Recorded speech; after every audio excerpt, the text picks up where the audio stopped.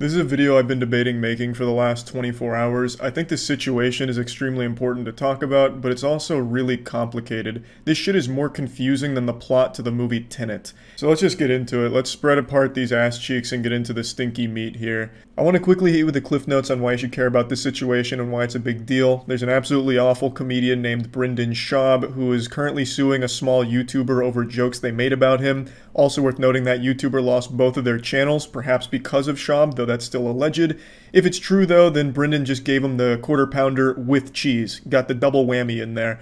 And why this is a big deal is because Brendan Schaub is going after him because of the jokes he made, but also because he showed clips of his podcast in order to make some of the jokes and criticize him, and is claiming it's not fair use and it's a violation. And obviously fair use is very important on YouTube and the internet in general, so should this actually go to court and should this clown somehow win, it sets a really bad legal precedent. Now let me get a bit more into the lore of this awful comedian. So there's a terrible comedian named Brendan Schaub who was a former MMA fighter, and he rose to fame not really from MMA, though he was very successful there. He came into the public eye thanks to his frequent appearances on the Joe Rogan podcast. I think he's the #1 reoccurring guest on Rogan. He's been there like 80 fucking times. So he basically got his career by suckling off of Joe Rogan's hot dog-sized nipples, and from that used it as a platform to make his own podcast. The dude's got like fucking 10 podcasts, so he has like a lot of productions, and it's something called Thick Boy Media, and he also tries to do comedy, unsuccessfully. The most entertaining thing about Brendan Schaub is when people are making fun of him, because he is the joke. The only comedy he provides to the world is in the form of a punching bag for people to laugh at and joke about. He himself steals jokes, allegedly, and I tried to watch one of his stand-up specials. It was fucking miserable. Watching Brendan Schaub desperately try to fish for the punchline to the joke he's attempting to tell is like watching a dog try and cross the street with oncoming traffic on its way. It's just painful and you just want to like look the other way.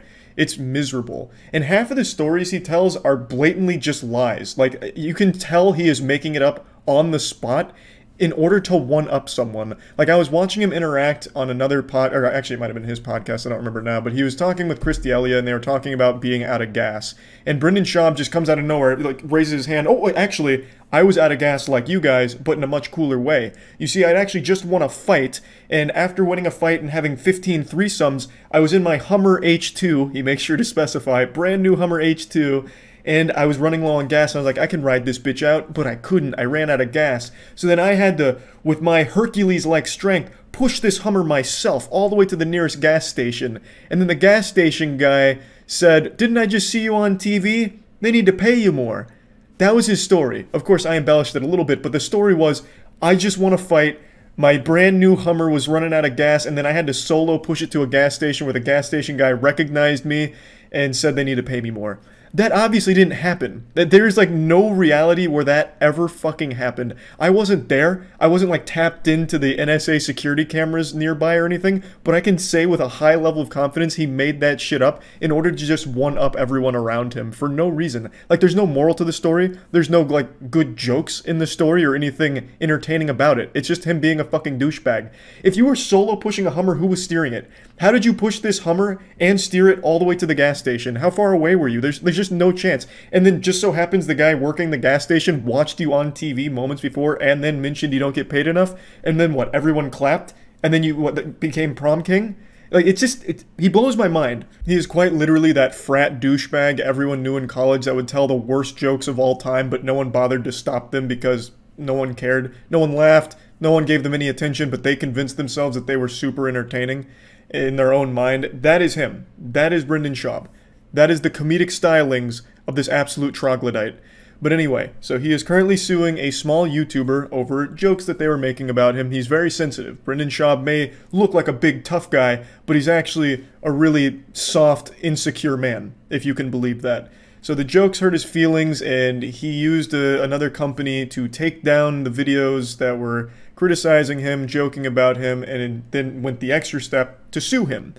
Now, I can't show you the video where the YouTuber was going through the lawsuit because he just fucking showed the full legal document, because I can't show it because that's taken down, and also probably wasn't a good idea to just show the actual legal document. I'm sure there's something in place to say you can't do that, but he was very transparent with Brendan Schaub's legal document that was sent to him. It is a full-blown suing case from what I can tell. I'm no expert. I'm not a lawyer. I didn't pass the fucking bar or anything, but it does seem like he is going all out to fuck this man in the ass. I imagine this was supposed to be some kind of scare tactic to frighten this individual and make them stop posting mean things about Brendan, but the YouTuber said that they are going to fight it, they are going to go to court, and I think that's great because they need to beat this case. They need to continue to set this precedent across the platform that you cannot abuse this system like this. This is not okay.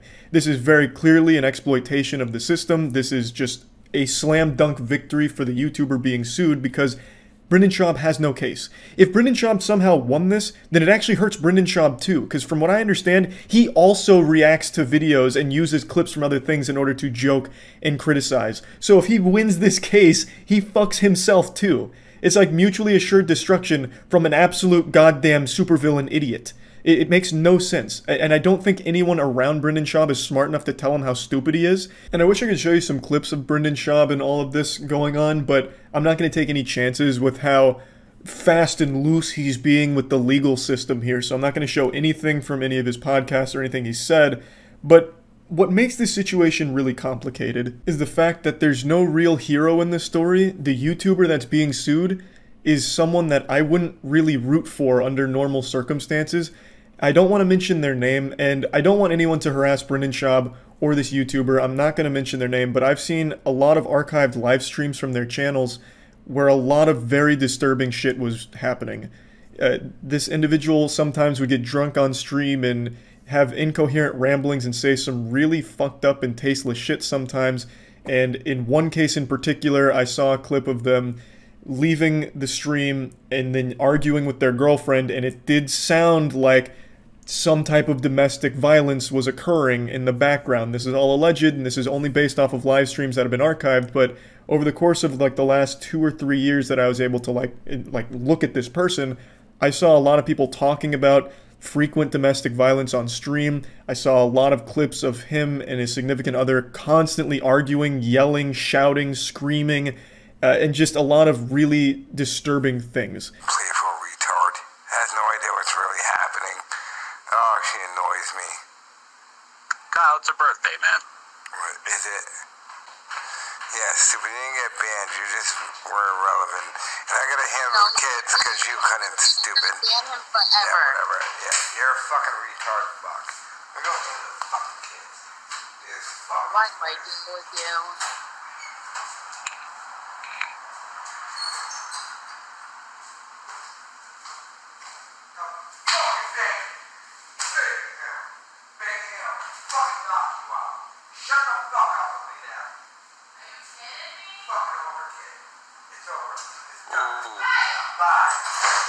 Abusive.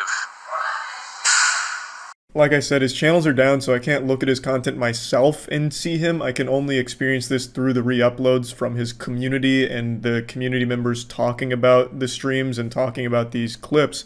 But from what I've seen, it is some pretty fucked up things. I've seen a couple of interviews with him as well as people talking about him, and there's just a lot that is not great.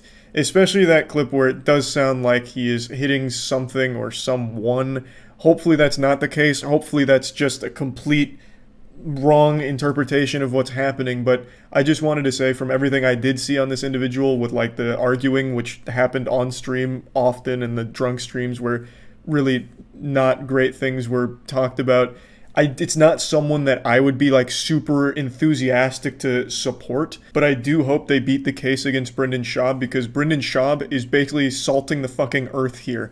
As these cases build up, if any of them win with these absolute bogus bullshit claims in court, if any of those win, it sets that legal precedent going forward, which means other equally stupid idiots like Brendan Schaub can abuse the system the same way. So I still hope that they beat Brendan Schaub, but I recognize that they might not be a good person themselves. But yeah, I do think this is an important case, because this is only one of a handful of cases where a YouTuber goes after another YouTuber on absolute bullshit claims.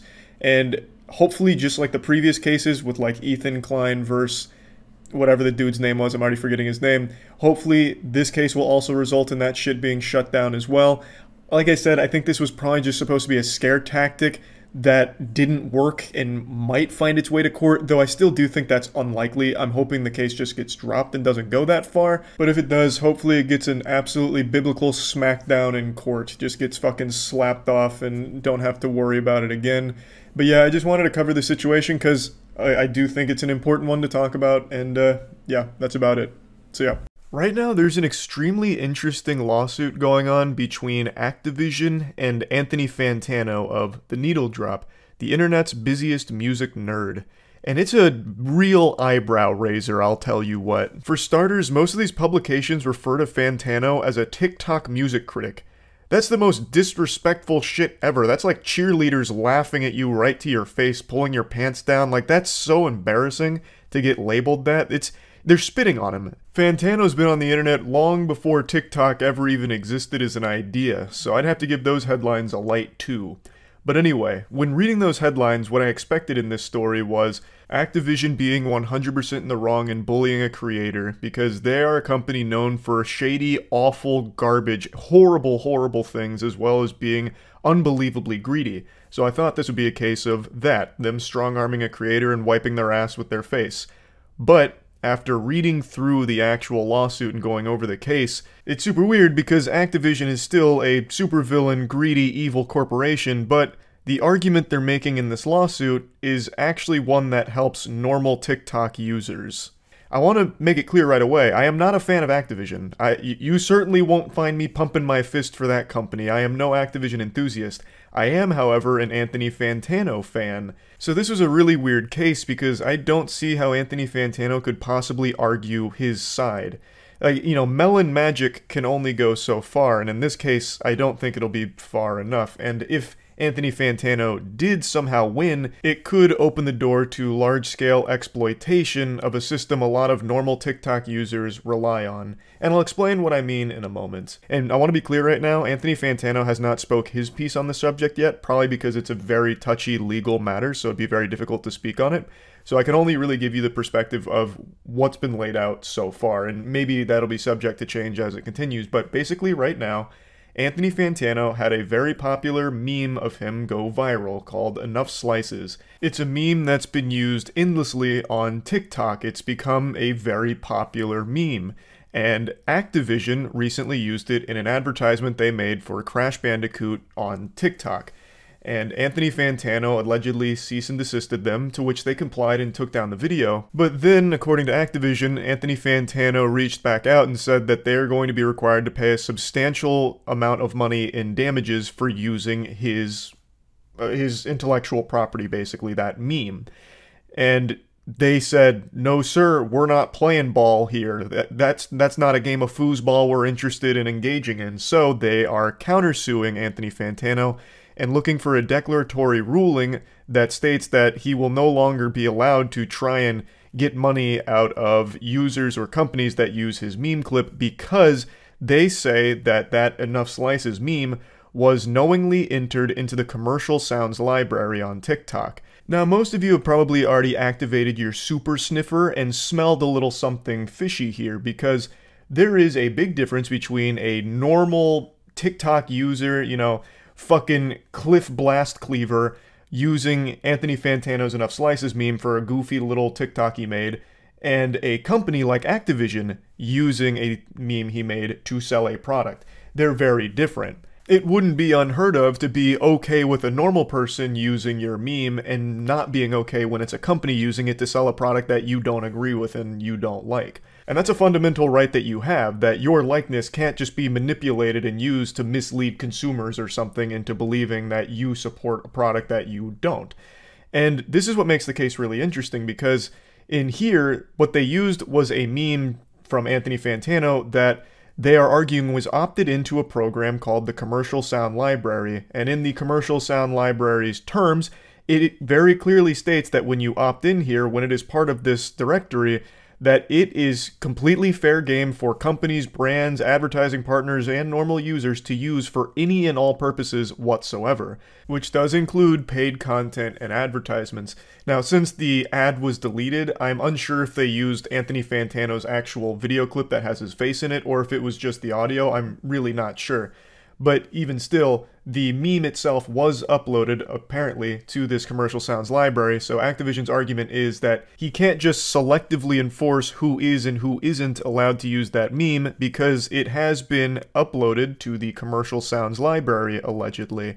He can't just revoke permission for people that he doesn't like or brands that he doesn't support. That's the core of their argument. They're also claiming that this is overt gamesmanship, a nefarious money-making scheme from Fantano, where he'll allow some people to use it, but when he sees that there's a financial opportunity to make money from it, then he strikes and pounces on it and tries to threaten for money in return for the use of the meme clip.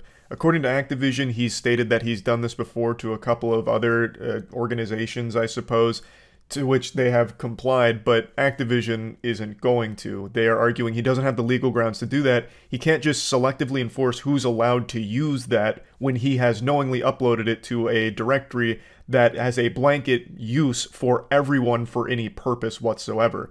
And it extends to normal users too, and this is what I was saying a bit earlier, where this argument from Activision is actually helpful to normal TikTok users because normal TikTok users often rely on the commercial sound library in their content, and by their own terms, it should be safe for them to use. But if Anthony Fantano does squeak out the W here, the big dubski, it would kind of throw that into turmoil where you wouldn't feel comfortable using the commercial sound library anymore because there could be a bad actor that has swooped in to exploit it, where you might use one of their memes and they'll sue you for it or demand compensation for it even though it was uploaded to the commercial sound library. So like if Sally Strawberry taps into a popular meme and the user's like, damn, that content was fucking cheeks, that was some turbo ass, I want money because you used it, then it would be a lot scarier. Now obviously Activision isn't making this argument for the better of the platform, they're arguing in their own selfish interests, but what they're arguing does actually extend to help protect normal users if Activision wins.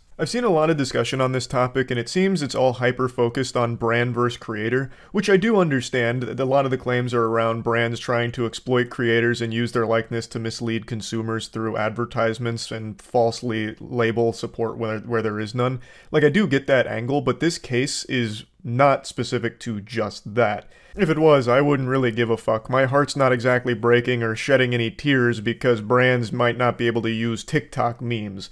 That's not a big deal to me. It's just simply, this was in the Creative Sound library, and there is a potential that it wasn't uploaded by Anthony Fantano with his knowledge. There is definitely wiggle room that maybe there was some kind of automatic inclusion in there that he didn't consent to. That is possible, and that would be a core component of this case. That would be very, very interesting if that's the truth. But since it is there, and it does clearly state brands can use it for any purpose, then if the rules against them, it means that no one can really use it for any purpose, because all of a sudden it's now unsafe. This is just one of those things where I do think there's a potential for a dangerous precedent being set, where if someone knowingly uploads something to the commercial sound library, which obviously states that it can be used by anyone, including brands, for any purpose, you really shouldn't have the right or ability to start attacking selectively and threatening people for money, because that extends beyond just brands. That extends to literally any user ever. What's to stop me from uploading tons of audio and sounds and shit to the commercial sound library as bait, and then just going around cease and desisting and demanding money from people that use it because they were under the impression that it was safe to use? It's one of those things that exists on other platforms as well. Like YouTube has one for music. It's the Common Music Library or something like that, where artists knowingly post songs that are DMCA free for creators to use. You know, they just choose the music and it's totally fine, there's no problems. But what if an artist said, you know what, I'm going to put music on here, and when a popular YouTuber uses it, I'm going to demand money from it, even though it's uploaded to a service that states that it's, you know, okay to use and there will be no problems with it. It's one of those things where these directories exist on other platforms like YouTube and Twitch, and if all of a sudden people are able to put things on there as kind of like a trap where you use it and then you could potentially face like a lawsuit or something, it's just bad for everybody, not just brands. And according to a lawyer named Richard Hogue, he believes the company has a decent case. Basically, he says, as described by Activision, it would seem they have a good case. The TikTok audio library appears to allow for general commercial use on TikTok, so anyone placing content in the library should be limited in their rights to challenge. That said, there could still be facts we don't know, like whether an unauthorized third party actually affected the sound's inclusion, or even where it might have been automated. So fundamentally, the entire case is going to have to be argued on Fantano's side that he was not the one that put it in the commercial sounds library. At least that's my understanding of it, because again, it is entered in there apparently, and since it's there, it means any brand, company, or user can use it without consequence. It's fair game, you know? It's open season on enough slices. So Activision saying, since that's the case, Anthony Fantano can't try and threaten them for money because they used it. And Activision is seeking a declaratory ruling that will prevent not only Anthony Fantano, but anyone on the platform, any kind of bad actor perhaps, that might come forward to try and extort money out of users that use content from the commercial sound library, when it's totally in their right to use that content. The only thing that can really win this for Anthony Fantano, I think, is if he can prove that he wasn't the one who opted into the commercial sound library for the Enough Slices clip. It was some kind of third party that automatically entered it in there without his knowledge, or it was, you know, a fucking burglar broke in and in the middle of the night uploaded the Enough Slices audio or meme clip to the commercial sounds library. I feel like that's the only thing in this case, but even then, I still don't know how liable Activision would be for damages, because it's not like they would know that it wasn't Anthony Fantano that uploaded it. It's there, thus you would work under the assumption that the user is the one that put it there. So the whole case is just really messy, and it really fucking sucks because I very much dislike Activision. I really fucking do. But here, I just don't really see how Anthony Fantano has a good argument in this case. I'm going to go ahead and just play all the stream clips where I went through this from the very beginning here so you can kind of follow along with the entire story. I kind of just broke it down here in the beginning, but in the stream clips you'll get to get the entire, you know, situation. So I'll just go ahead and let that rip. The game company claims Anthony Fantano is misusing intellectual property laws by threatening to sue TikTokers over a widely memed audio clip. Video game giant Activision is suing a prominent TikTok music critic over a viral audio clip that he created, claiming he is unfairly demanding that some of the social media users pay him an extortionate settlement after they reused the heavily memed clip. In a complaint filed Monday in California, Activision accused Anthony Fantano of misusing intellectual property laws by threatening to selectively sue TikTokers who use Enough Slices, a popular audio clip that originated with a video Fantano posted in 2021. Activision, which says it receives such a threat after it used the clip in a promotion for its Crash Bandicoot franchise, claims that Fantano intentionally made the clip available through TikTok's audio library, meaning he cannot now sue the hundreds of thousands of users that choose to use it. This dispute is a textbook example of how intellectual property law can be misused by individuals to leverage unfair cash payments, Activision's lawyer wrote. Fantano was very happy to receive the benefit of the public use of the Slices video. It was only after he identified a financial opportunity, namely receiving unjustified settlement payments, that he suddenly decided that his consent was limited. This law does not permit, and the court should not countenance such overt gamesmanship. That is interesting. If you make something available through the TikTok audio library, I'm very unfamiliar with the platform, does that just waive your right to enforce, like, IP law on it? Probably. Makes sense. It's like a public audio repository. Well, what I want to know, if on TikTok, do things just enter the TikTok's audio library by default just by posting? Because I know they have that, like, original sound shit, and it goes to the source, and it's like fucking Bumblefuck Joe over here is the one that created it. But it's not like he did it on his own accord. TikTok auto-generated it. At least I think that's how it works, right? You have to make it a sound through a video. Oh, so you do have to, like, say, I want this in the audio library by making it a sound. That's a very interesting case. So has Fantano done this to other TikTok creators, or is it just Activision? And if it is other creators and not just Activision, I wonder what the legal ground is for using it in an official ad. Because it'd be different if it's just like, you know, fucking Carl Hamburger using Anthony Fantano's meme in a TikTok versus Activision using it in an official ad. Only way I think Fantano has a case is if someone else uploaded his video audio to the library. True. In its lawsuit, Activision says there's an obvious reason why this clip was used so widely. Fantano deliberately and knowingly added the audio to TikTok's library, making it easily available for millions of other users to incorporate into their own videos. They say he even opted into the commercial sounds library, which means he agreed his clip could be legally used in promotional videos and brands. That sounds like a dagger if that's true. That sounds like it's open and shut if that's the case. If that's real. If he opted into the commercial sounds, that seems like he waived all rights on that. I don't know how he'd win this case. The company says it was surprised when it received a legal threat from Fantano after it used enough slices in a TikTok video depicting the creation of custom Crash Bandicoot sneakers. He allegedly told the gaming giant the use of his clip not only used his name and likeness rights without permission, but also violated federal trademark laws by suggesting he had endorsed the company's games. Which is a real thing. You can't do that. But if it was made readily available on the commercial sounds library, I don't know how you're supposed to argue that you didn't give your permission. That's what this is for, I imagine. This is what it's for on every other platform. Maybe it's different on TikTok. Activision says it agreed to pull the clip down, but Fantano demanded the company either immediately pay him substantial monetary damages or be prepared to defend a lawsuit. The exact amount of money demanded was not included in the lawsuit, but Activision says Fantano asked for a six-figure sum and said that other companies had paid a similar sum in order to avoid the expense of litigation. What the fuck? On his Dr. Evil grind, $1 billion. Hey, I'm always rooting for the little guy here. I don't know how you're supposed to somehow argue that what they did is illegal and violated federal trademark laws if it was knowingly agreed upon to enter the commercial sounds library. That seems like it's an uphill battle, but I mean, that maybe there's more to it. This is right now just Activision's lawyer. With Fantano's approval and encouragement, hundreds of thousands of TikTok users have incorporated Slice's audio into their videos over the past 2 years. But now, Fantano has embarked on a scheme whereby he selectively threatens to sue certain users of the Slice's audio unless they pay him extortionate amounts of money for their alleged use.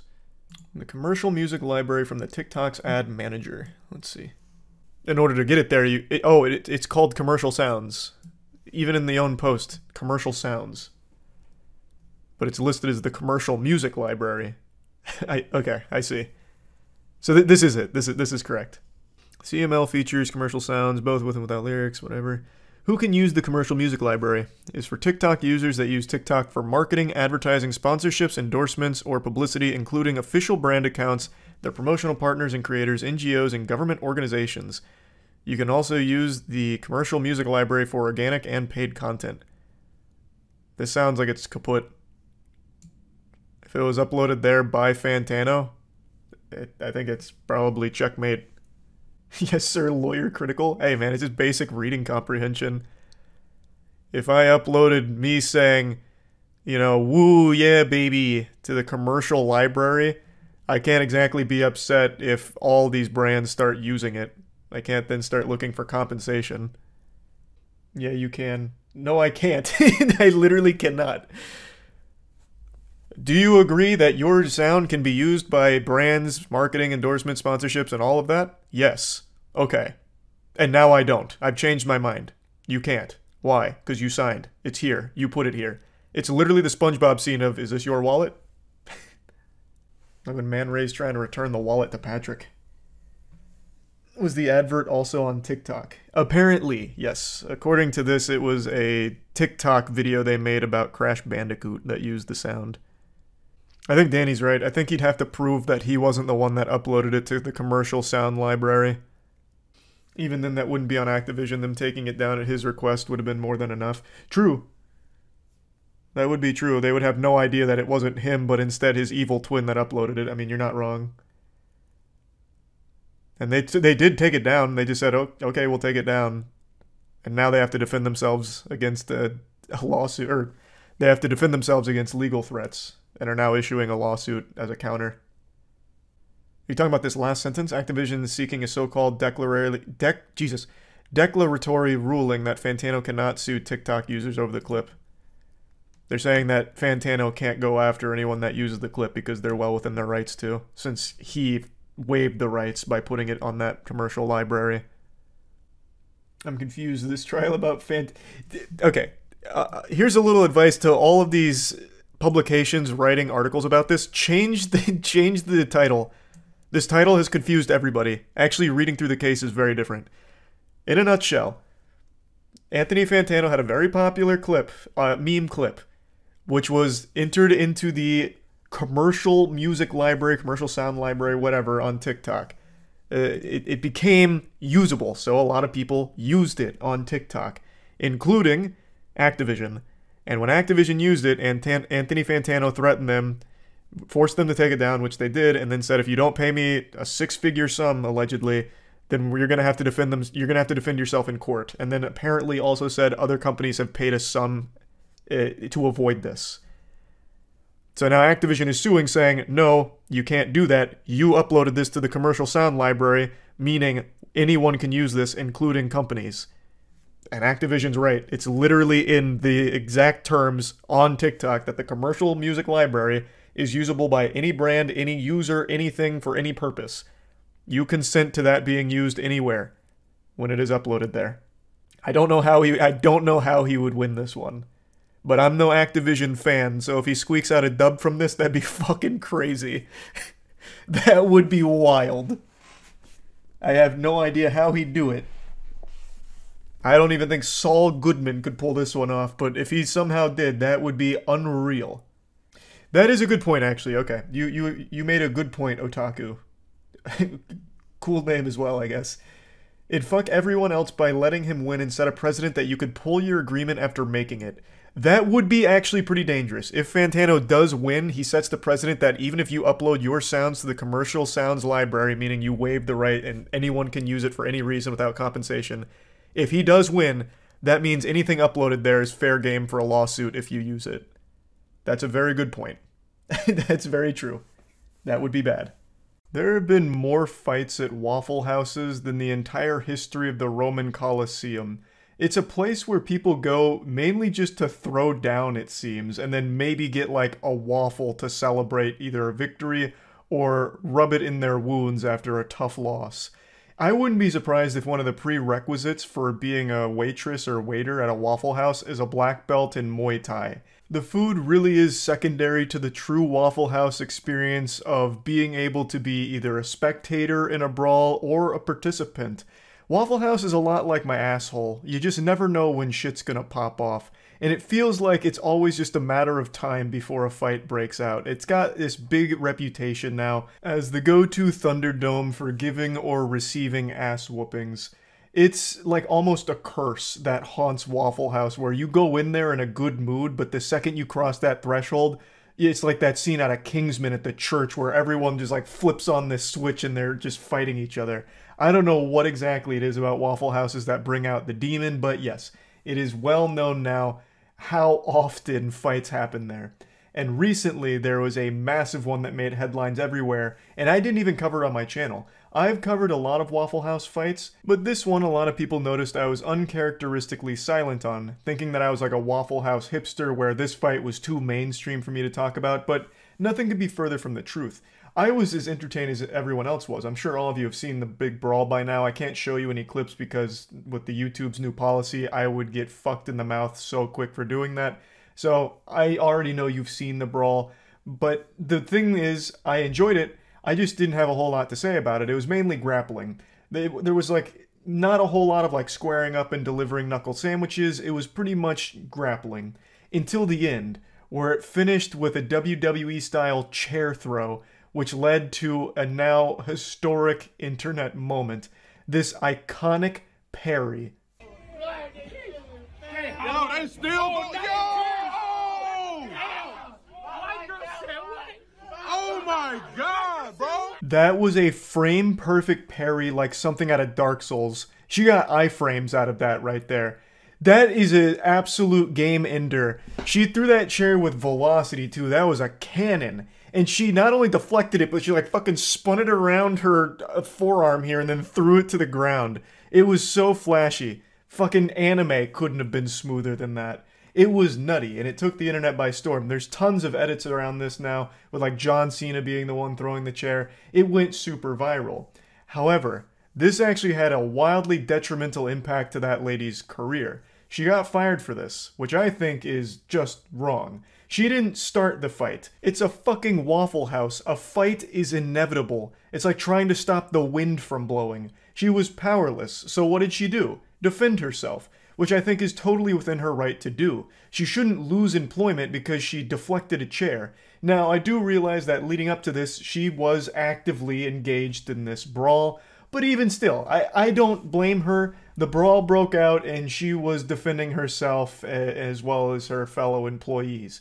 It's something I don't think she should have lost her job over, but it goes even deeper than that.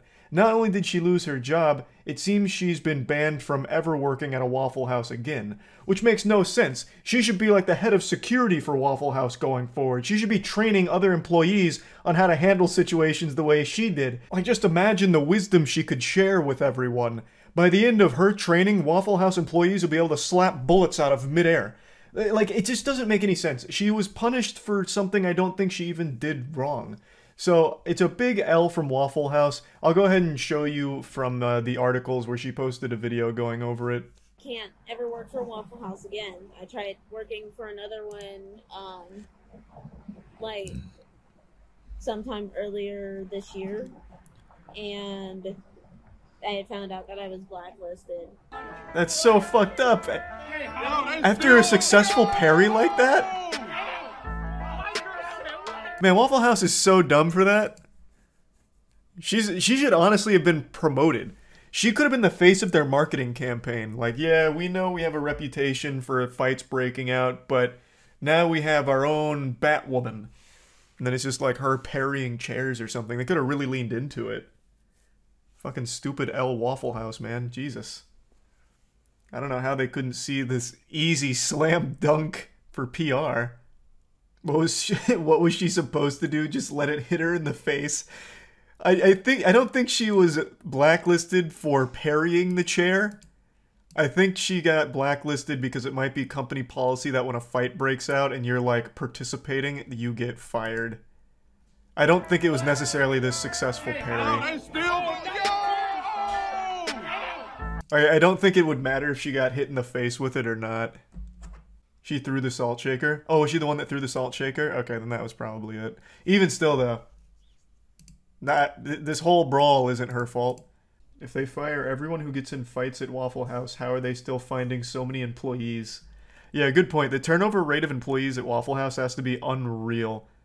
If you're getting fired for fights, like, you're going to be going through new employees once a week.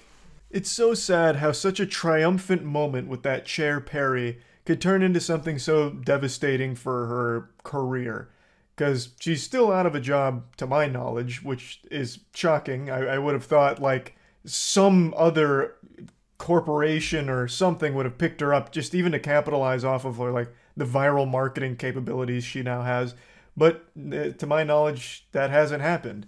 So I feel really bad for her because, again, I feel like she was just defending herself from the chair being thrown at her as well as just, like, the general brawl. So I just wanted to share this because I think this is a big fuck up from Waffle House. And yeah, that's about it. So yeah, you're about to see a grown 28-year-old man have a conniption, just a full-blown freak-out meltdown over a chicken nugget story. I'm sure a lot of you have seen and maybe even been keeping up with this McDonald's lawsuit where McDonald's is being sued because their chicken nugget was so hot it gave a young child second-degree burns when it was stuck to their skin for over 2 minutes. Not that it, like, you know, like welded to their skin or anything. It got lodged in between their leg and the seatbelt and was pressed against their skin for over 2 minutes while the mother was driving home. And McDonald's has now been found liable for this whole situation here, claiming that the nugget was cooked at over 200 degrees, it was dangerously hot, and there's a whole lot of nuance and moving parts of this. A lot of people are comparing this to the old McDonald's lawsuit where a woman sued over very hot coffee where she spilled it on herself and then sued for it, saying that it was way too hot. And she did win the case. These two are not related, and I am tired of coming in here like Ebenezer Scrooge to lay down the brass tacks. That woman with the hot coffee was a very different situation where there was a legitimate problem with the temperature the coffee was served at, where it was damn near fucking the temperature of the sun's surface. Like, they were serving liquid magma. So when she spilled it on herself, she legitimately disfigured herself. Like, it was a, like, debilitating burn. They were 3rd degree, served from the 3rd circle of hell. And she had to get, like, a skin grafting procedure in order to fix what happened. Like, it was a lot. Now, in this case with the chicken nugget, we're talking about 2nd-degree burns. There is a wide range of difference between 2nd and 3rd-degree burns. 2nd-degree burns, in very severe cases, can of course be disfiguring to a certain extent, but mainly we're talking blisters. I mean, shit. When we did the Forged in Fire video and I was crafting the finest katana the East Coast has ever seen, I was like a well-oiled machine, a fucking samurai bladesmith. When I was hitting it with the hammer, one of the pieces of the molten like metal bounced up and landed on my hand and temporarily fucking fused with me and burnt it the entire time. We are talking forging temperatures. I forgot exactly what that temperature is, the exact number, but it's well north of a chicken nugget. And that was a 2nd degree burn. And it was only a blister, and after 2 weeks it went away, and now you'd have no idea that I was ever even the victim of such a masculine injury, a fucking blacksmithing injury. And I was 27 at the time, I was a 27-year-old man. I don't have the same superhuman healing capabilities as a child. Children are like fucking Wolverine with adamantium coursing through their veins. They can like instantly heal half of the injuries that would have an older person either dead or hospitalized in the ICU. So I have no doubt that the child will probably be fine here, and I do understand and recognize that it's still a very emotionally distressing situation, but the fact that they're trying to say it's entirely McDonald's fault I think is beyond laughable. And I feel like such a fucking cuck going to bat to defend McDonald's like a free PR loser here for them, but my disdain for multi-billion-dollar fast food corporations is outweighed by my disdain for bad parenting, and I really feel like this is an issue of parenting. I think this is the mom's fault. Now I want to summarize my feelings instantly here so there's no confusion. If this chicken nugget had burned this young child in a matter of seconds after being exposed to her skin, then I would agree that something was wrong on McDonald's end where they were serving dangerously hot food and they would deserve to be held liable. If this chicken nugget had fallen onto her lap and given her 2nd degree burns within like 10 seconds, 20 seconds, even 30 seconds, I'd be like, okay, something's real fucking weird with the way they're cooking up those nuggets. Why are they so hot? That's way too hot. That's unreasonably hot. But that's not what happened here. That's not the reality of this case. She received 2nd degree burns after having that chicken nugget pressed against her skin for over 2 minutes. That is a long time. So I don't think there was any hocus pocus with this nugget going on here. I don't think it was a higher temperature than the rest. It was just the only one that got pressed against her skin for such a long period of time. So of course it would cause some damage because of that. I don't think that has anything to do with the temperature. So let's break down the facts of the situation. The mother got their child a Happy Meal in 2019. The child was 4 years old at the time, and she allowed the child to eat in the car unsupervised. Unsupervised might not be the right word here, because it's not like the child had like a, fort in there, like a panic room where they were able to hide away from the mom. Like, she could still see the child, but she was able to eat all by herself without the mom being able to do a whole lot to, help in the situation. And I feel like a child that young is not going to know that chicken nuggets are going to be extremely hot. So they're more than willing to just be a little loosey-goosey with some fresh fucking nuggies. And one wild component about this case that I don't see enough people mentioning is the fact that they even got hot chicken nuggies from McDonald's in the first place, because half the time you get served those, they're fucking ice cubes. So they already found a shiny Pokemon here in the fact that their chicken nuggies were even lukewarm, let alone boiling hot, I suppose. So, the 4-year-old gets the chicken nuggets, the mother is driving, and she spills the nuggets on herself. I believe they said about 6 nuggets. And one of them gets lodged between the seatbelt and her leg. And it gets pressed against her leg and starts burning her for 2 minutes with the child screaming the whole time. I think all of this is a big red flag against the mother here. One, letting the child handle hot food like this at such a young age without the mom being able to, help. It just seems a little irresponsible. And 2, taking over 2 minutes to remove a chicken nuggie that's scalding your daughter. Like, that seems like a ridiculously long response time. She probably could have dialed 911 and the fire department would have showed up faster to get it off. Unless she was driving on the interstate, I guess that might be a reason or an excuse, but I don't understand how she wouldn't have been able to at least just, reach over and, brush the nugget off of her daughter's leg. Or pull over and analyze the situation a little bit sooner. It just seems like a really long time. Now let's really dive into the weeds of the situation here. I'm not exactly an expert when it comes to burn science. We'd have to ask fucking Harvey Dent for more specifics, but let's start at the basics. A 2nd degree burn is classified as a mild to moderate burn, and it's the most common type of burn. Features of a 2nd degree burn include skin discoloration, blisters, shiny moist skin, pain, discomfort, swelling, and layers of skin peeling away. And I wanted to find information on what temperature foods can start to cause 2nd degree burns, but unfortunately all the data I was able to collect and find was about liquids and the temperature at which second-degree burns can occur. With liquids, adults can suffer third-degree burns starting at 150-degree water when exposed for only 2 seconds. And burns will also start to occur within a 6-second exposure to 140-degree water or within 30 seconds at 130-degree. So, second-degree burns, from all the data I can find, really start to take place at the 130-degree Fahrenheit mark when exposed for only seconds. Like, literally like 30 seconds. And then once you get above there, it's even more instantaneous and even more severe. That's when you start going from second to third degree when exposed for like 150-degree Fahrenheit for like 5 seconds, stuff like that. There's also this scald chart here, but keep in mind this is all liquid. So it doesn't exactly translate one-to-one, but if you look here at 124 degrees Fahrenheit, when exposed for 2 minutes, you get second-degree burns. Now, there also is data on for like hot pavement, and hot pavement at 130 degrees Fahrenheit can also start to give you second-degree burns pretty quickly as well. But I couldn't find anything for food temperatures.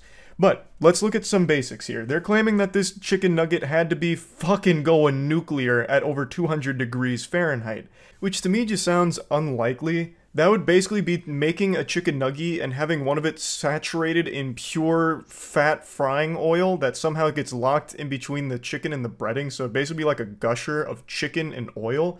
Because I feel like there's no way chicken itself wouldn't start to liquefy at that temperature. Most chicken is cooked at 165, so it's safe from salmonella. McDonald's is maintaining that it was served at the proper 160 Fahrenheit, which is still, of course, a safe temperature to serve chicken at.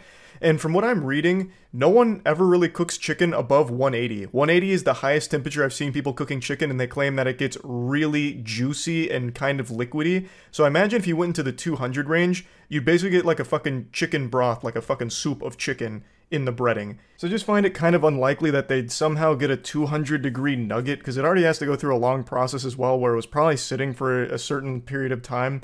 So it just feels like it probably would have cooled off anyway if they did cook it to 200 degrees, but I'm not going to write that off as impossible. It could just be extremely unlucky. But even then, if it really was 200 degrees, if that 200-degree nugget got pressed against her skin for over 2 minutes, I think she would have much more than second-degree burns. She probably would be looking at third-degree burns. Of course, that's extrapolating based off the liquid temperature chart for burns, so it's clearly not one-to-one, but even still, I think that's valuable data to give us some kind of baseline in comparison here. 200 degrees pressed against your skin for over 2 minutes, I definitely think that'd be third-degree, not second-degree burns. So what I think happened here is the nuggets were served at the right temperature, 160, which is still very hot. It's hot food, obviously. And it doesn't need to be like some kind of freak rogue chicken nugget that's 200 degrees that burnt her daughter. A normal, properly served chicken tender at 160 could still cause second-degree burns because it got locked against her skin, pressed against her skin firmly for over 2 minutes. I could take a chicken nugget, not even like a 160-degree nugget, like one that's been sitting out for a while, and if I clench my fist around it for 2 minutes, I would probably get second-degree burns too. Like, it doesn't have to be a freakishly hot nugget to cause that, at least not from everything I'm reading here. The problem wasn't that the nugget was too hot, the problem was that it got pressed against her daughter's skin for so long, causing the damage. So, I feel like this is just a little silly to say it's McDonald's fault, and one of the things they're coming after McDonald's for is not making it crystal clear that hot food can be dangerous. On Thursday, the jury found McDonald's and franchise owner Upchurch Foods liable for failing to properly warn or provide reasonable instructions on the possible harm from the hot McNuggets dispensed at the Tamarack, Florida drive-thru. That's so embarrassing that we've reached a point that now we need fucking dumbass McDonald's to teach us that hot food can be dangerous. That's sad. Obviously, hot food can burn you. That's like the #1 thing a human being learns extremely early in their life. Fucking cavemen knew that fire was hot. Fire equal burn, not good, don't like, ouchie. Like, I can't believe that now we're putting that onus on McDonald's to teach us that a hot food can be hurtful and cause pain when pressed against human skin for over 2 minutes. That is an unreasonably long period of time to experience continuous pain. I also didn't understand this portion of the case either. Ms. Holmes purchased 32 chicken nuggets that day, and the evidence will show that 31 of them was no problem. What do you mean? How would you even have that evidence that 31 of them were no problem? They would have cooled off by the time you start gathering the data on their temperature. And then it goes on to say that she has one burn, and that's the one location where the McNugget was trapped by the seatbelt for 2 minutes. No shit! Of all of the nuggets that fell onto her lap, the only one that caused damage was the one that was pressed against her skin. Fucking obviously, this isn't like a eureka moment, like a smoking gun. Ah, clearly it's that one. It's 200 degrees, it had to be. It's the only one that had any pressure applied to the skin for an extended period of time. All the other nuggets, I imagine, were brushed off or shaken off in pain, but this one got stuck between the seatbelt and her leg, and I'm guessing, while screaming and panicking, she wasn't able to free herself from the pressure being exerted on the nugget and her skin. So that's obviously the one that's going to cause the injury, not the ones that are no longer burning her. Or anything like that. Fucking clearly. It's not like it instantly touched their skin and burned it. If it did, then I would totally agree that there was something very awry with the process here. If it was only against their skin for a matter of seconds, then I'd be like, oh yeah, McDonald's really fucked up here, because clearly there's no world where a nugget should be so hot that if it touches your skin for like 5, 6, 7 seconds, it should second degree burn you. That's ridiculous. But when it's pressed against your skin for over 2 minutes, I would expect anything to burn you if it's even moderately hot food. So I think this whole case is just fucking ridiculous. I think it's silly. And honestly, some things are really weird about how long it took to respond to her child screaming in pain for over 2 minutes. Something about that rubs me the wrong way. There has to be a good excuse for it, like driving on the interstate or making it completely impossible for her to just reach over and, you know, hit the nugget off her leg herself. I don't really know, but there's something about that component specifically that I find very odd. But anyway, I just wanted to talk about this because it's got me tilted, seeing a lot of people talk about it, and it's kind of divisive. It's not like everyone agrees on one thing or the other, but it's just so weird that they were actually found liable here and having to explain that they cooked their food hot to avoid foodborne illness like salmonella. People are starting to question why their food is hot to begin with. Like, how fucking stupid do you have to be to start questioning why food is hot when it's served? There's a reason we cook our food and have been cooking our food for thousands of years now. I don't know why all of a sudden that's being called into question. So, yeah, I just wanted to go over this whole case. That's about it. So, yeah. 11 months ago, the internet was set ablaze by an explosive scandal that gripped us all by the throat and wouldn't let go. A cheating scandal that changed butt plugs forever. I'm talking, of course, about Hans Niemann vs. Magnus Carlsen chess cheating allegations. I'll go ahead and bring you up to speed with a brief lore recap in case you forgot. Hans Niemann is a very strong chess player, and he played against one of the best of all time, Magnus Carlsen, in a tournament. And Hans Niemann shocked the chess world when he beat Magnus. But no one was more shocked than Magnus, and he made some insinuations that there may have been foul play afoot during their match. He outright refused to play against Hans going forward, and it got real messy real quick. We started playing in the pig pen and things were getting dirty. This led to a huge avalanche effect where everyone was coming out to speculate on what the fuck was going on. And not just smooth-brained goober idiots like myself, but some of the most well-respected players in the entire world, grandmasters, came forward to offer their perspective on this. And Hans Niemann did have a past of cheating in online chess, but never in person. And cheating in an in-person over-the-board chess event is a very hard thing to prove. Eventually, the community started to come up with their own theories on how could he have cheated if he did. And naturally, the only sane explanation that makes sense, the only logical conclusion to draw, is that Hans Niemann must have cheated by having a vibrating butt plug lodged deep inside of his asshole that would vibrate for the correct moves to play against Magnus in this match.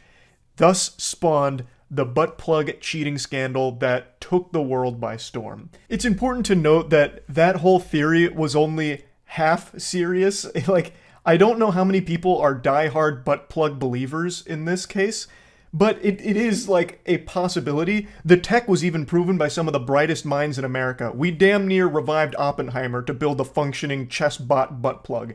We had a lot of people on YouTube in particular come forward and make working prototype chess bot butt plugs that you could plug into your colon to help you be better at chess, just to prove that, you know, we as a species can make this. We have the technology. But the whole belief that this was a real thing wasn't the most grounded in reality. Like, it wasn't super serious, but it was fun. And that's why everyone latched onto it. But it really wasn't fun for Hans Niemann, whom his entire career was starting to crumble around him because of this reputation that he may have cheated. There's a lot of moving parts under the hood of this vehicle, and I'm not a fucking mechanic, so a lot of things that started happening behind the scenes I am unaware of. Most people are. There's only a handful of people that really know all of the particulars that started to go on behind the scenes. But what we do know is chess.com launched an investigation of their own against Niemann to investigate the cheating allegations. They wanted to see if there was any evidence that Hans Niemann may have cheated against Magnus. Fast forward, investigation concludes, chess.com finds no hard proof that Hans Niemann ever cheated in over-the-board chess, but they do find more evidence that Hans Niemann may have cheated in more online chess than he had initially led people to believe. Eventually, another person gets involved. His name is Hikaru. He's the biggest chess streamer and one of the best players in the world. Hikaru gets involved in this directly by making some hard claims during this whole situation, which only further damages Hans.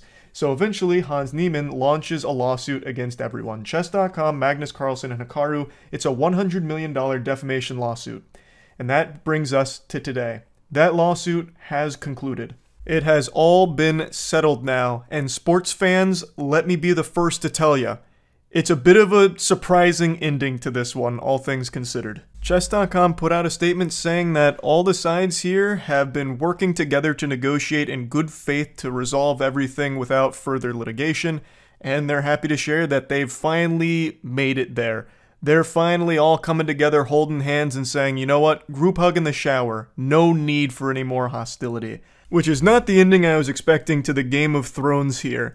So, chess.com released a statement saying, we're pleased to report that we've reached an agreement with Hans Niemann to put our differences behind us and move forward together without further litigation. At this time, Hans has been fully reinstated by chess.com, and we look forward to his participation in our events. We'd also like to reaffirm that we stand by the findings in our October 2022 public report regarding Hans, including that we found no determinative evidence that he has cheated in any in-person games. We all love chess and appreciate all of the passionate fans and community members who allowed us to do what we do. I really thought this was going to be a much longer case that wouldn't have a happy ending here. I was expecting this to get extremely cutthroat. I thought we were going to be seeing some kind of biblical court smackdown where Hans Niemann comes in with some crazy evidence that everyone but him is a cheater. He like fucking scholars mates the entire chess community. Like, I was really expecting this to not have a happy resolution, but I'm pleasantly surprised to see that it does. I gotta be honest with all of you here, though, sports fans. Just like the man in the yellow hat, my George is getting a bit curious as to what this agreement they reached could have possibly looked like. It had to be financial. Like, if you checked Hans Niemann's ass right now, you wouldn't find a butt plug, you'd find a lot of money. Like, this had to be some kind of financial agreement they reached because Hans Niemann's career took a huge hit from all of this. In the chess world, the biggest, most prestigious tournaments with the best players in the world are invitation only. And take a guess who wasn't getting invited to these events. That's right, the bad boy of the bong cloud, Hans Niemann. So his career kind of did nosedive from all of this because he was labeled a potential cheater. So he hasn't been able to play against the best in the world anymore. So I feel like the only way that he would have had an agreement that was satisfactory is if somehow they paid him a lot of money to be okay with it, to not drag this out any longer. That's just my guess. But that could be as ludicrous as the butt plug theory in the first place. I don't know. Maybe Hans Niemann just wanted like a very sincere apology from everyone involved and he got it. That's very possible. I have no idea. But it is important to note his career really did reach a complete standstill from all of this. Now, one thing everyone has said, and I agree with, is that this never would have reached this point or even probably happened in the first place if Hans Niemann didn't have a history of cheating in online chess when he was younger. That is a very crucial component to why this spiraled out of control the way it did. And obviously it's a huge factor in why people were taking sides so strongly. One's a cheater, always a cheater. No, but wait, there's no proof of him ever cheating in over-the-board chess. We can't just go off of his past when he was a younger kid. Like, come on. So it led to a lot of messiness in the entire community. This whole thing was very unfortunate for literally everybody involved. But I do want to go ahead and look at both Magnus Carlsen's statement and Hans Niemann's statement. Magnus Carlsen said, I acknowledge and understand Chess.com's report, including its statement that there is no determinative evidence that Niemann cheated in his game against me at the Sinquefield Cup. I am willing to play Niemann in future events should we be paired together. Hans Niemann said, I am pleased that my lawsuit against Magnus Carlsen and Chess.com has been resolved in a mutually acceptable manner and that I am returning to Chess.com. I look forward to competing against Magnus in chess rather than in court and am grateful to my attorneys at Ovid and Ovid for believing in me and helping me resolve this case. So it seems like everything going forward will be business as usual. Magnus Carlsen will no longer just throw if he plays against Hans, and the two will go back to playing very high-level chess. It remains to be seen if Hans Niemann will now start to get invited to more of the bigger chess events that he's been missing out on. Chess.com seems to say that he's welcome to be at their events now, so he can start participating again at the highest level. So we're just going to have to wait and see how all of that unfolds. Hans Niemann did, however, release another video of his own here, where he gets like right up in the camera like the goddamn Joker in The Dark Knight here, saying, "Hey, I'm fucking back, baby." Hello, Chess Worlds. Did you miss me? There will be a day when I will be the best chess player in the world, and I think it's time to let my chess speak for itself. It's like a fucking WWE intro out here. So he does also say in that video that he still believes the Chess.com reports are defamatory and denies some of the allegations from it, but overall is still pleased that the whole situation is behind them now, so that way he can continue to move forward and play at the highest level. So that's where this whole cheating scandal finishes, I guess. 11 months in the making, and overall a pretty happy ending for most people involved in this case, it seems. So yeah, just wanted to give you the definitive update on it with the finale, and that's about it. So yeah. I bet I can send a large number of you watching this video into a panic by saying a single word. Gluten! Now, calm down, calm down. No reason to stay in this frenzy. It's okay. There's no gluten here. It's just I'm mentioning it. Gluten is one of those things that's been this menace behind the scenes for a long time. People know about all the normie shit like high fructose corn syrup, the red dyes, all of that, MSG, all that hoopla. But gluten is one of those things that only in recent times has really started to gain steam as the culprit for a lot of people's tummy aches, as well as just like a general sensitivity to gluten for a growing number of people, which has led to the rise of gluten-free options. And I myself have dabbled. Many of you might remember like 6 months ago I tried to go gluten and dairy-free because I thought, you know, maybe it'd make me feel better. Even though I don't think I have like a big lactose intolerance or gluten intolerance, I just decided to try it because I didn't think it'd be that difficult. And it wasn't that difficult, but it also didn't do anything to make me feel better. I was still burping and shitting and farting all the same. Like, it didn't really do a whole lot for my gut biome or anything, so I figured cutting all of these foods out didn't give me superpowers. What's the point? I'm just gonna go back to eating the way I was. Fuck it. But that's not the case for everybody. Some people really do benefit greatly from cutting gluten in particular out of their diets. There are just some people with a predisposition to not tolerate gluten all that well. So yesterday I read a story about a vegan bakery that obviously was selling gluten-free donuts. And then it turns out that a nefarious evil mastermind in this pipeline was actually supplying them with Dunkin' Donuts, not the vegan gluten-free donuts they thought they were getting. It's Dunkin' Donuts, so it's turbo gluten. It's not like just a hint of gluten, they are like the gluten glutton. Obviously, after they learned that it was 100% beyond a shadow of a doubt Dunkin' Donuts, America truly ran on deception there because they got very upset, and rightfully so. Having food be labeled properly is extremely important because if there are ingredients in certain items, there are people that can just straight up fucking die from it. Now, granted, there's not a lot of people that are going to be keeling over shedding the mortal coil from consuming gluten. Even those with celiac disease don't typically die from eating gluten, as I understand it, but it's still very bad for them. Now, I imagine this opens up the supplier to numerous lawsuits if anyone had unintentionally consumed a gluten donut when it was sold to them under the impression that it was gluten-free, thus they were lied to. I imagine they could come for them legally. Did you hear about the vegan bakery getting accused of reselling Dunkin' Donuts as vegan and gluten-free? What? Long Island baker investigated for reselling Dunkin' Donuts as own vegan gluten-free treats. That's a Hustlers University graduate right there. He's drop shipping donuts. Wait. Oh my goodness. Galaxy brain scheme. A Long Island baker is accused of taking a few shortcuts to serve up her customers vegan and gluten-free treats. What is that word? The Patchgog-based savory fig has come under fire after being called up for allegedly attempting to pass off Dunkin' Donuts as its own. The New York Division of Food Safety and Inspection, along with the Suffolk County Department of Health, are conducting a full investigation into the allegations. The division confirmed. How'd they get caught? Oh my god, I hate these websites where you have to pay just to read the article. I already turned my ad block off for you vultures. Just let me read the goddamn article. The owners of a Long Island, New York-based vegan market are claiming that the donuts they ordered from a local vegan bakery were actually from Dunkin', and a state agency is investigating. The evidence for the accusation? Dunkin's signature D sprinkles.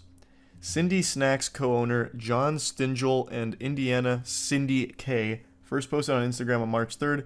They said the items they purchased from the Savory Fig were delivered by baker Michelle Siriana on February 23rd. I, John, immediately became concerned as to why this one donut was decorated differently than all the others and in such a strikingly similar way to a recognizable chain. Yeah, that's pretty blatant. I was going to say, how would you even tell that the donuts came from Dunkin'? But I think it's pretty obvious now. Not exactly a mistake you make on accident. Like, you wouldn't be able to taste the difference, but you can clearly see it. Hey, I in no way mean to insult you or question your products, but this donut was in the box with the strawberry frosted. These are definitely little D sprinkles. Ones Dunkin' Donut uses. Oh yeah, the evidence is clear as day. Oh my goodness, they've even got the chemistry kit out. This is as thorough as it gets. They've got the gluten strips. You can't hide. God, it's like a COVID test. Easy gluten. There is a mutual trust and respect the vegan community, especially small businesses, have amongst ourselves. We might all live differently, but we all have the same deep core values that consuming animal products is morally, ethically, and ecologically wrong. We are enraged that this trust and respect was broken and that we were unknowingly put in a position to perpetuate that betrayal. We want all of our customers and community to know we take this betrayal extremely seriously and are looking into legal action. We will update with any proceedings as they come. Most importantly, we want to apologize from the depths of our soul to anyone who unknowingly consumed these products. This is our nightmare come true, and none of you deserve this level of disgusting perjury.